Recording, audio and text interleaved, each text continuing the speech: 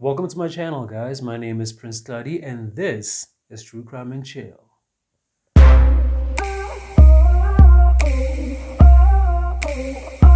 Hi, welcome.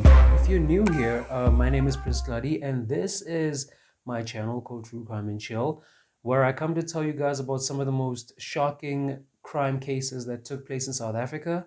And yeah, if you want to keep hearing more from me and you want to keep on watching more of my videos, why don't you just go ahead and support the channel by subscribing, liking the video, and dropping your comment down below. Tell me what you think about the case. Tell me what you think about the accused, if they deserve the sentence they got, if they deserve the punishment, if they are guilty, if they are innocent, if you think there's more to the story, whatever you got in your mind after you watch the video, I want you to drop it down in the comment section below. And yeah, just tell me what you think. I would love to hear from you, okay?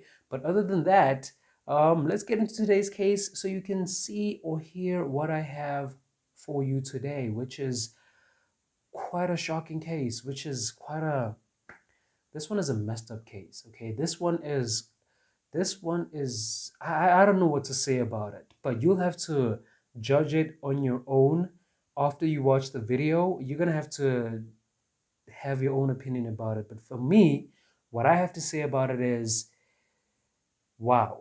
That's all I have to say about it, to be honest with you. This is the case of the most notorious serial killer and rapist in South African history, okay? And guys, when I say that, I don't say it lightly. I mean it when I say the most notorious, because what this guy did, seriously bought him a seat right next to the devil himself in hell. I'm talking VIP style, okay? This guy was messed up. He was all kinds of wrong in the head.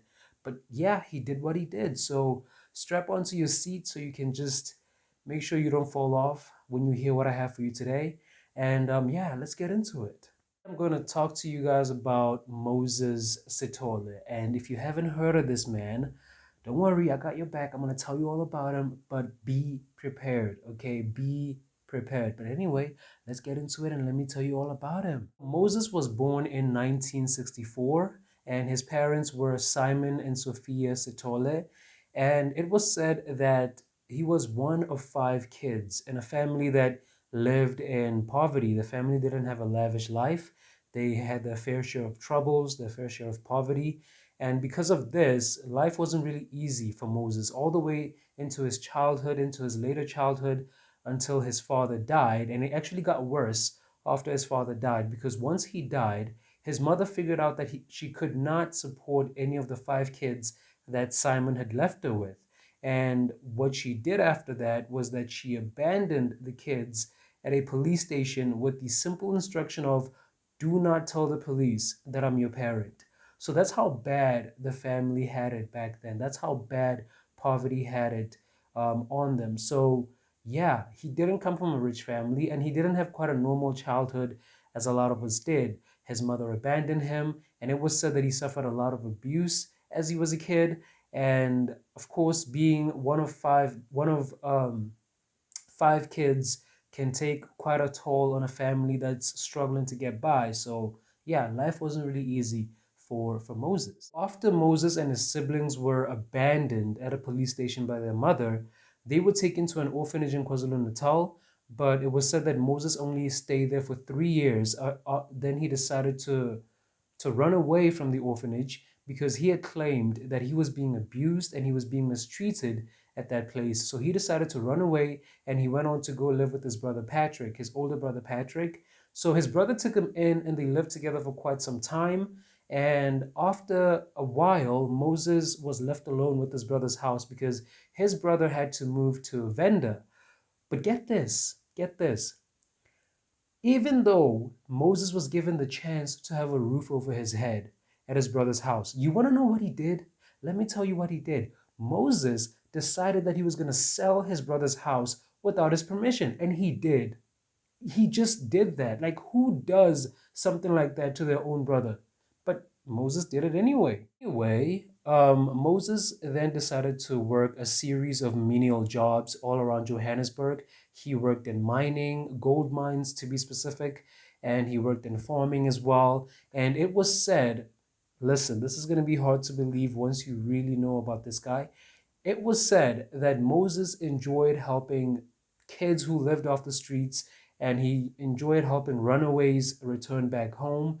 But when I read about this part, I was like, okay, I kind of get it, because if you think about it, maybe he felt a sense of connection to the kids because he was abandoned by his mother at a young age with his four siblings. So maybe he felt like, you know what, I can connect to you. I get what you're going through. And because of that, I'm going to try to help you as much as I can. So it was said that he liked helping these kids. And yeah, it was a bit hard for me to believe because of what this guy had done. But if he really did do that, but it still doesn't really right all the wrongs that he did. But that's what he did anyway. As an adult, Moses was described to be a charming, intelligent, well-spoken, persuasive man who could persuade just about anyone with his words. He was just good with words. He had good social skills. He was someone you could just talk to at any time of the day. He could approach just about anyone. And this got me to think that this must have been how he got to trap a lot of his victims. He must have used these qualities of his to get a lot of his victims to succumb to whatever he wanted to do to them. And of course, his victims were women. So I'm guessing that he trapped them into a false sense of security. And then once they dropped their guard, then he would do whatever he wanted to do to them. So yeah, he used these qualities of his to persuade just about anyone he came across. He was intelligent, well-spoken, polite, charming, handsome man. So you really wouldn't think of him as someone who would do the things that he did in his lifetime. So yeah, be careful who you meet out there. You never really know what a person is capable of, no matter how good they look. From an early age, Moses always showed signs of being sexually precocious. He was a sexually driven boy. He always showed a lot of interest in everything sexual, and to a point where it became aggressive. And because of this, his relationships were short-lived. They didn't really last a very long time.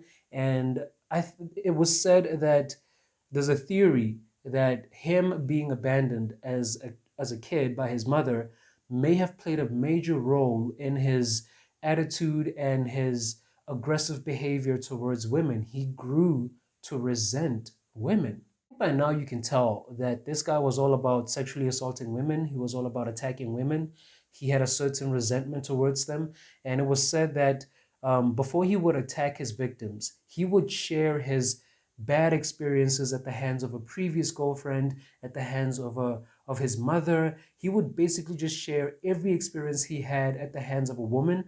And because of this, he felt that women had to be punished for everything that had been done to him. So he didn't really like women. He was all about, you know what? I see a woman, I kill a woman. I see a woman, I hurt a woman. That's all that he was all about. What was also said about Moses was that his attacks on his victims would normally take place in broad daylight, because what he did was he would lure them in with a fake job offer at his made-up organization called Youth Against Human Abuse. Yeah, the guy who lived his life raping and killing women named his organization Youth Against Human Abuse. Isn't that a slap in the face?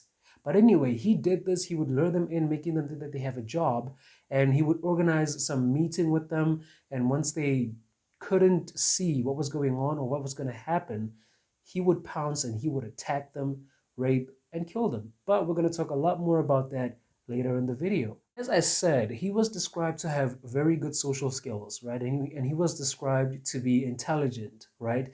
And because of this, it was so easy to believe his story. It was so easy to believe him when you're listening to him talking about whatever he wanted to talk about. It was so easy to just drop your guard, relax around him, and just listen to him talk, because he had these good, you know, those people who have good social skills, those people who know how to talk, those people who get you to listen to their voice. Yeah, he was that kind of person. And because of that, people were none the wiser, especially his victims. They couldn't tell what this man was really going to do to them. So because of these skills of his, because of his intelligence, because of his social nature, he got to commit so many of these murders and so many of these sexual assaults without being caught for a very long time because, he just wasn't easy to catch. He wasn't easy to see from a mile away that something's not okay about this guy. But now we get into why you're chilling right there, listening to True Crime and Chill, watching me telling you a story about this guy. Now we get into the real story of Moses Sithole. Because get this, in 1987, Moses strikes for the first time. Oh, yes, he does. Not really known exactly when he started his assaults on women, but it was said that it was sometime in September 1987. That's when he started, and he started with his first victim being a 29-year-old woman by the name of Patricia Kumalo. And it was said that he sexually assaulted her, but luckily he didn't kill her. He left her alive, and then Patricia went on to testify against him later on in court in 1996. But we'll talk more about that later. So, yeah, when he started out, he didn't kill his victims, he left them alive, right?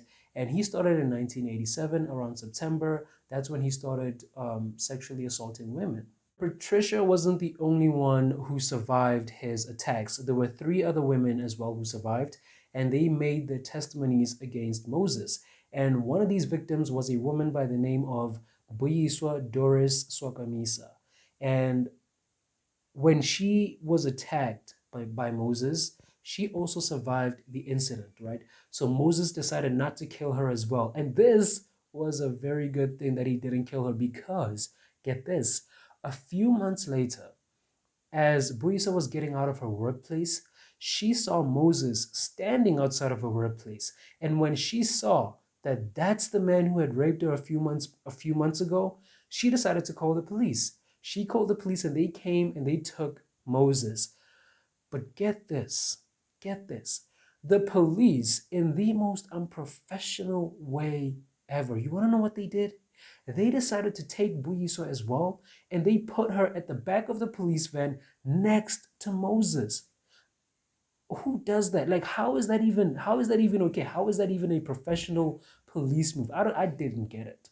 I don't get why they would decide to put a victim of sexual abuse right next to the person who sexually assaulted them. Like, how did that make any sense? Can you imagine the trauma that she had to feel while she was sitting next to this guy? Because it was said that on the way to the police station, Moses kept on insulting her, calling her all kinds of demeaning names, and he kept on saying things like, I should have killed you when I had the chance. So imagine how she was feeling at that time while she had to endure all these things coming from this man, the man who had sexually assaulted her just a few months prior to him being arrested.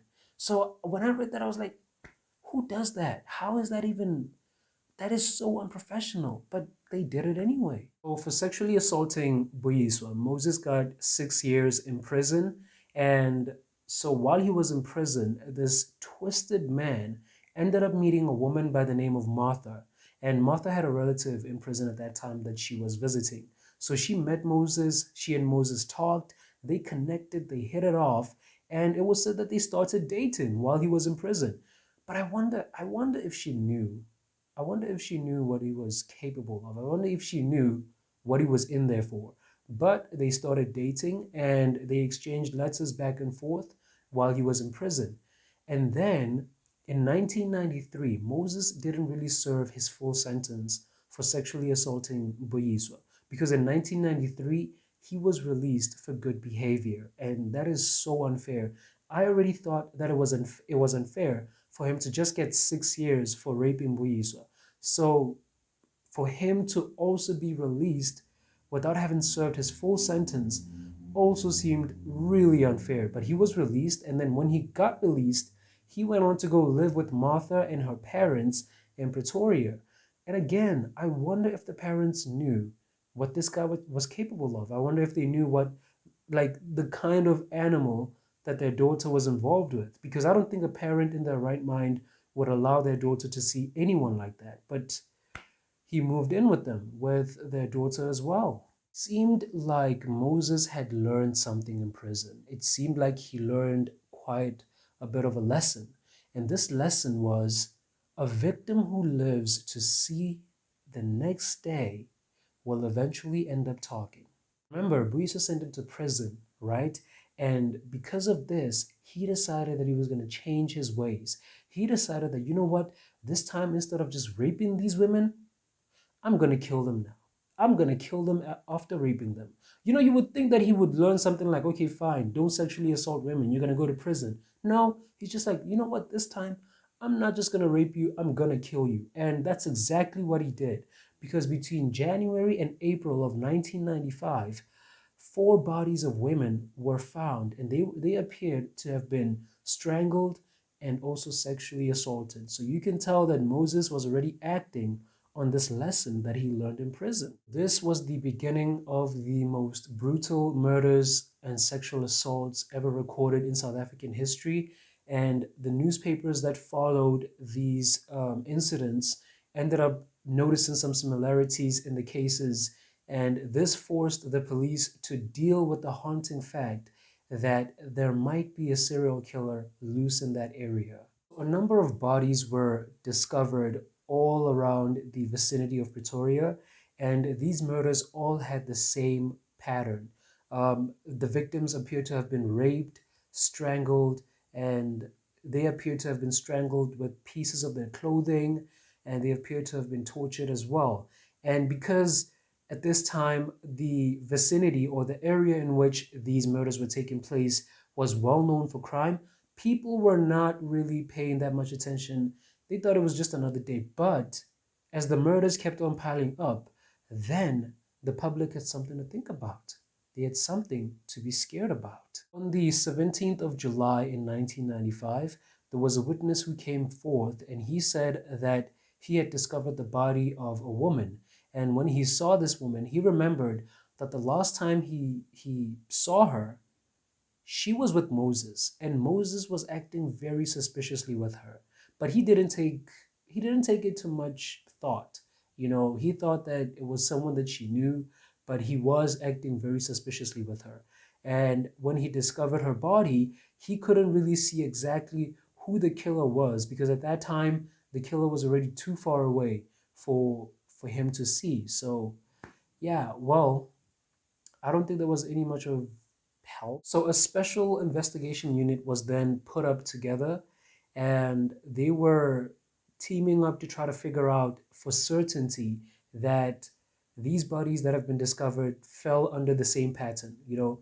And because the killings had varied so much, the killing methods had varied so much, it was close to impossible to really determine if these murders were being done by the same person. But they were trying to figure out what pattern there is with all these crimes, and they were trying to figure out if we have one serial killer on the loose or if these murders are completely different from one another. As more deaths became more chronologically apparent, it was gathered that the killer was somehow increasing his killing tactics. He was somehow improving his methods, somehow improving his skills, because it was also discovered that he was doing this to make sure that he causes his victims a lot of pain. He wanted to make sure that each time he catches a new victim, he administers more pain than he did to the previous one, because each body kept on being found in worse conditions than the previous one. As further investigations were being done, right, it was discovered that in a number of cases, victims had been lured in to this made-up meeting where they had been promised a job. So it was discovered that this person had a method of catching his victims. He wasn't just someone who would come and snatch you away and kidnap you and take you somewhere so he can rape you and kill you. No, no, no, no. He was smart enough to create a false job meeting, a false job interview, and you being none the wiser, you would just go and meet up with him wherever he wanted to meet up with you, and then he would do what he wanted to do. But a number of cases that were appearing kept on showing that, okay, this guy kept on using the same method to lure in his victims, and police were starting to get leads on their investigation. Now a profiler was hired to, look at the evidence of the case to try to build up a profile of this suspect. Because in order for police to know who they're looking for, and in order for the public to know who to look out for, a profile must be built so there can be details of a suspect, so people can know, so the police can know. So then a known profiler was hired by the name of Mickey Pistorius. And Mickey had gone over the evidence. She had made up her theories about the suspect. She had made up a profile about the suspect. But because she wanted to be sure of her facts, she ended up enlisting the help of a known FBI profiler, a retired FBI profiler by the name of Robert Ressler. And so Robert Ressler came to look over the evidence, to check everything, to make sure that it was all in order, and to look at the theories that Mickey had come up with. And he ended up supporting a lot of them, and he ended up supporting a lot of the conclusions. And one of the theories that Mickey Pistorius had come up with was that the killer was most likely going to contact the media. Because get this, these murders and these attacks were becoming so frequent and so vicious that they were catching media attention, and they were getting a lot of media coverage, right? And because of this, the panic was starting to form around the public, and people were getting nervous, and people were getting restless. So much so that Nelson Mandela himself had to appear on TV to make a statement about this killer, to urge the public to help the police in any way that they can to make sure that they catch this killer. So this is how terrible things were getting. Moses was getting all this attention, and it was said that he was enjoying this. He was enjoying the attention. He wanted to get more because now the president was starting to talk about him. And because of this, Mickey Pistorius came up with the theory that this guy is most likely going to contact the media because of this. Once he sees this, he's going to try to contact the media. And Robert also supported her theory. So Robert did assist Mickey Pistorius in her profiling case. He did assist, and the profile that they came with is that they're looking for a man who is intelligent, appealing, handsome, well-spoken, with a high sex drive and a high sense of confidence, a growing sense of confidence. And that part of a growing sense of confidence, I'm guessing it came from the fact that Moses was getting all this attention, all this fame, even though no one knew who he was. And because of this, it kind of gave him the confidence that, okay, the police are not catching me. The bodies keep piling up. So, I must be pretty good at this. So he was getting a growing sense of confidence. And they thought perhaps he had the assistance of another serial killer. They thought there were two people that were involved in this case. And what they also came up with in their profile was that the victims of this killer, or killers as they thought, were women in their 20s, women who looked after their appearance, and women who were seeking employment. This whole profiling thing was kind of getting them closer and closer to figuring out who their suspect is. It was working in its own way, even though some facts here and there were not as accurate as others, but it was giving them a sense of direction in a way, right? As this was happening, as the profiling of the case was happening, the body of a woman by the name of Amelia was discovered on September 7th, but the year was not really disclosed. Her body was discovered on September 7th, and what was also discovered was she had a job application that she was supposed to go to. She had a job meeting rather that she was supposed to go to. She had a job meeting, but somehow she didn't make it. But get this, it was discovered that this job meeting that she had to go to was a job meeting with none other than Moses Sithole. So now the police had a person of interest. Now the police had someone they could look into for information. They looked into this job application that she had in her hand. When they looked into this interview that she had to go to, they found out that none of it was real. And as this was happening, another body was found, another victim was found. And when they found out that she had the same connection to Moses, that's when they decided, okay, no, this cannot be a coincidence. We have a suspect. We may have a suspect on our hands, and so we should really look into this Moses guy. And oh, they did. They did, because they found out that Moses had a record of sexual assault against who? Against Buizwa, right? So now they were definitely sure that, okay, this guy could be our suspect. So they had to look more into him to gather more concrete evidence, right? So a manhunt was then ordered for Moses, And unfortunately, the police were unable to catch him. And because of this, he still continued to kill. He still went on and got on his killing spree. And he wasn't scared or worried that he's being hunted down, that he has the attention of the police and the attention of the media, because on October 3rd of 1995, the body of a woman by the name of Agnes Mboli was found. So you can tell that Moses didn't care that the police were now looking for him. He didn't care that he was being hunted down. He still continued to do what he did. Remember the theory of Mickey Pistorius that the killer was most likely going to contact the media? Well, get this. Moses ended up contacting a newspaper from Gauteng at that time called The Star, right? He had noticed the buzz that was going on around him. He had noticed how people were talking. He had noticed that the police were busy chasing whatever lead they could to try to catch this killer, right?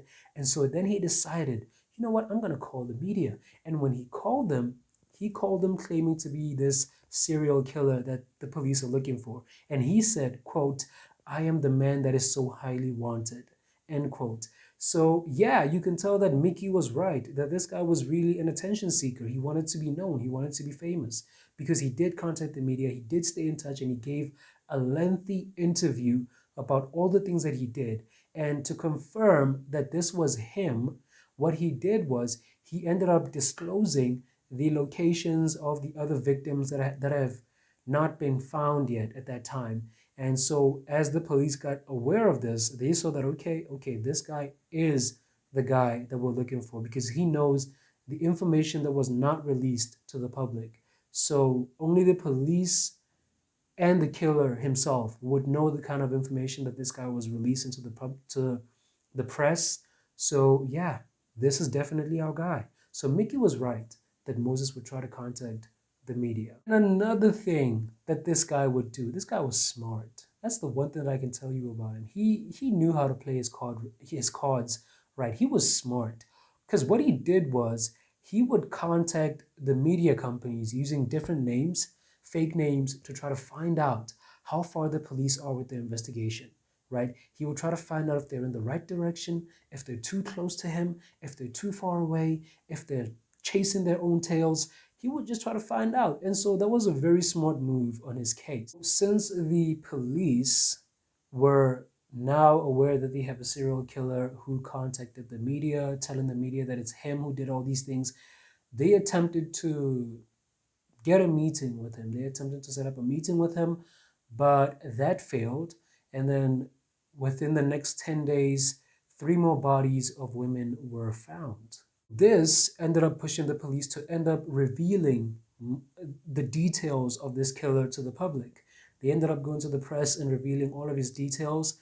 And on one newspaper, they put up a picture, on a lot of newspapers actually, they put up a picture of Moses saying, "We will catch this serial killer." So now the police were backed into a corner that they had to catch this guy, because now more bodies were being found, more women were being killed, and the people were getting, they were panicking, they were getting scared.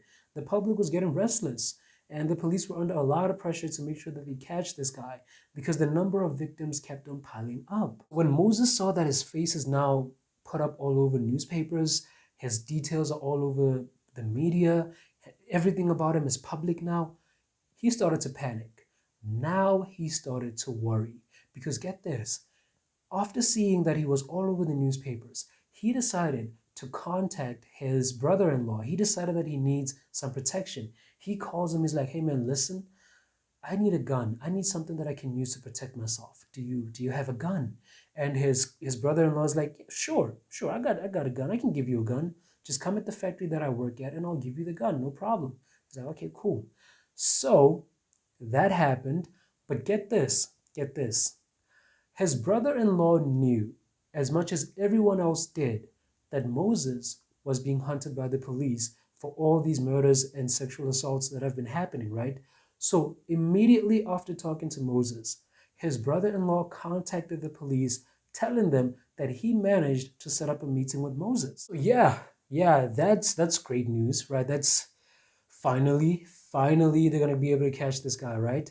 So on the 18th of October 1995, Moses did go to the factory where his brother-in-law worked at.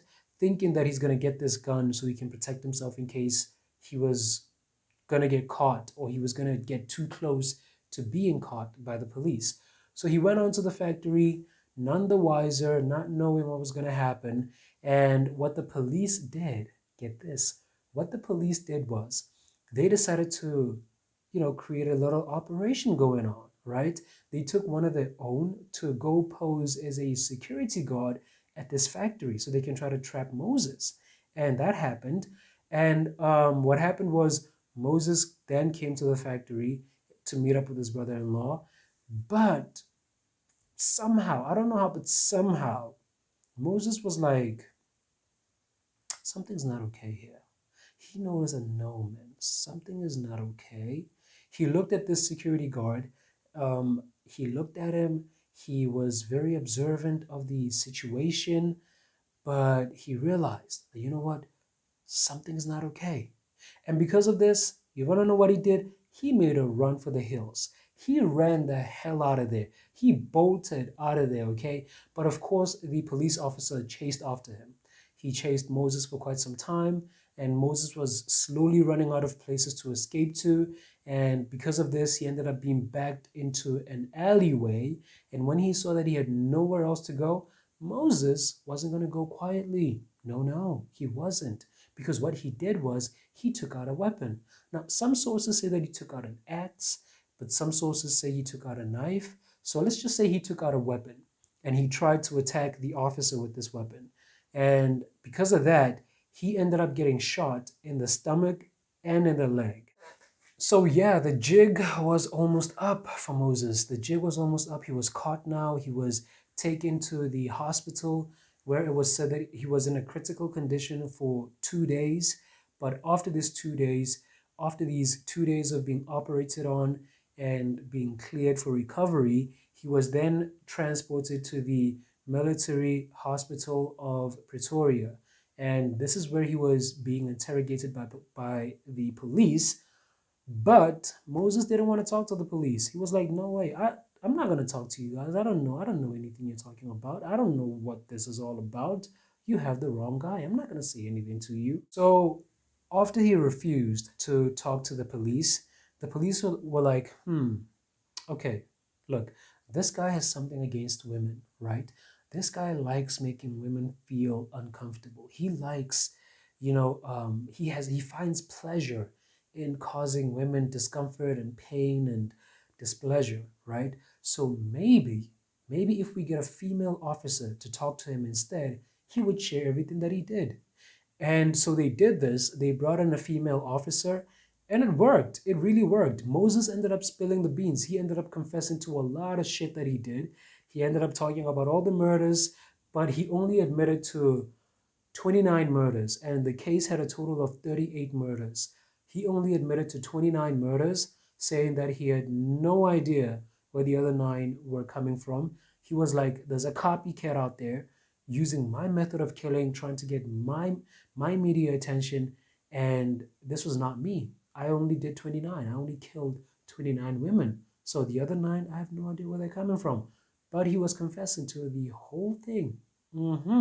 As he was confessing, he would say that what he did was he would take his victims and lead them into an unpopulated area. And once he saw that they were somewhere where they could not be seen or heard, he would suddenly just turn around and be like, listen, I was wronged by a woman in my life. And because of that, I'm going to rape you and I'm going to kill you, unless if you manage to defeat me. But if you don't, this is your dying day. So then he would rape and torture and kill his victims. And it was said that he would torture them in a way that he would take a stick. He would take a stick and he would insert it as painfully as he can into the woman's private parts. So yeah, he enjoyed doing this. He enjoyed causing women a lot of pain, and he would do this. And then after doing it, he would strangle them either with a piece of their clothing or their underwear, or sometimes even their purse handles. And yeah, it was very brutal. It was really brutal what this guy did. And he says, Oh my God, this guy is a psycho, okay? He said that as he would watch his victim slowly dying, he would get aroused by this and he would end up masturbating right there and then. As he saw this woman as dying, he would be masturbating, waiting for her to completely die. So you can tell how sick this guy is, how twisted his mind was. After his arrest, his trial officially began on the 21st of October in 1996, where the evidence that was stacked up against him ended up increasing his counts of murder to it ended up increasing his charges to a total of 38 counts of murder, 40 counts of rape, and 6 counts of robbery. So this guy had quite a sheet. He had quite a rap sheet. He did all these things. And of course, because he's a damn narcissist, he pleaded not guilty to all these charges, even though he gave a confession. Not guilty. The prosecution introduced detailed testimonies of his earliest victims, and these victims were the women that I talked about in the beginning, Patricia Kumalo and Buyiswa Doris Sokamisa. So they came in, they testified against Moses, and as they were doing this, hey, Moses was just chilled. He was just cool and collected, no emotion whatsoever. He was just there. He didn't care whatsoever what was happening. It's like it wasn't him who was in trial. He was just nonchalant about the whole thing. December of 1996, the prosecution pulled out a video that was taken of Moses by another inmate when he was arrested for Buisa's assault. He, so he was talking to this guy, right? But he had no idea that this guy was somehow recording him while he was busy giving detailed descriptions of what he would do to his victims and how he would kill them, how he would rape them, because at this time he hadn't started killing yet, right? But he would give out detailed victims of how he would rape his victims and what he would do to them to torture them right before he let them go. But he had no idea. But it was said that this guy, the inmate who was recording him, snuck in that, I think it was either a cell phone or a camera, illegally. But then he was recording the entire thing as Moses was talking. So when it was pulled in court as evidence, it ended up dragging the case to the 29th of January in 1997 because it was hard for the court to accept the video as legal evidence, because remember, it was taken by another inmate and it was not in accordance to the law. So it was kind of hard, and because of this, the case dragged on to the 29th of January of 1997. And another issue with Moses's confession came up as well, and it caused the case to be dragged on again to the 29th of July of 1997. But then finally on the 15th of August of 1997, the prosecution rested its case against Moses, and he was found guilty of all 38 counts of murder, 40 counts of rape, and 6 counts of robbery. So it was quite a happy day for a lot of women in South Africa at that time. It was said that women were all around the court screaming out that the police should let him out so they can deal with him. So the women were tired of this guy and what he had done. He had taken so many lives. He had traumatized so many women. He had terrorized the country so much. And the women were just like, you know what? If they're not going to give him the death penalty, give him to us. We'll deal with him. We know what to do with him. Because at this time, it was expected that he would get the death penalty. But as we all know, or as some of us might know, around that time, the death penalty was officially ruled as unconstitutional in South Africa. So they couldn't give him the death penalty. But the women were like, give him to us, we'll deal with him, we'll know what to do with him. But when they learned that Moses was found guilty of all these charges, it was a happy, happy day. So instead of him getting the death penalty, you want to know what he got? Oh, this is going to be so satisfying to hear. He got a sentence of 2,410 years in prison, no possibility of parole until he had served about 930 years of his sentence. So yeah, you could tell this guy was gonna rot in prison. He is gonna die in prison. And when I read that part, I was like, you know what? Even after he dies, bring his bones back to the prison so he can finish the rest of his sentence. Don't let him go rest in a peaceful grave. Bring him back to the prison. Bring his remains back to the prison. He deserves it because what he did was totally fucked up, okay? But yeah, he got that sentence and it was very fitting. He deserved it. I think he deserved it. And to this day, he's still serving his sentence at the CMAX section of the Pretoria Central Prison, which is described to be the most secure prison section in the country. So he's not going anywhere. He's not going anywhere, and he's still there to this day. He is now 57 years old, and he will be in prison until his dying day. That, guys, is the case of Moses Sithole, also known as the ABC Killer. I'm sorry I didn't explain why he was called the ABC Killer, but he was also called the ABC Killer. But yeah, that is his case, and that's what I had for you guys today. So tell me, what do you think about this? How did this case affect you? Because I know it tormented me. As I was researching about it, I got tormented. I was just like, this guy is sick. This guy is not okay. This guy is, something in him just snapped, and what he did is just straight up awful. It really is. But tell me what you think down below in the comment section about the case. Tell me what you think about this guy. Do you think he deserved the sentence? Do you think he could have gotten more? Do you think something else should have been done? What do you think? And I would just like to say, rest in peace to the victims that suffered at this man, and to the families as well. I would like to say I'm so sorry for all of your losses. This man, what he did was truly awful to your family members, to your wives, to your sisters, to your daughters. He was an animal. He was truly an animal, okay? And he will spend the rest of his life in prison, and he will suffer. I hope he suffers. Oh, I hope he suffers. Wow. But anyway, guys, that is the case that I have for you guys today. And again, thank you for supporting my channel. And if you are new here and you want to keep hearing more from me, I'm going to upload another video during the week or at the end of the week. Just hit that subscribe button, like the video, and share it as well. Share the link with your friends so they can also watch it and they can share with their friends. I would really appreciate your support. But other than that, thank you guys for chilling with me. My name is Prince Claudia, as I said, and this has been True Crime and Chill. Have a great week.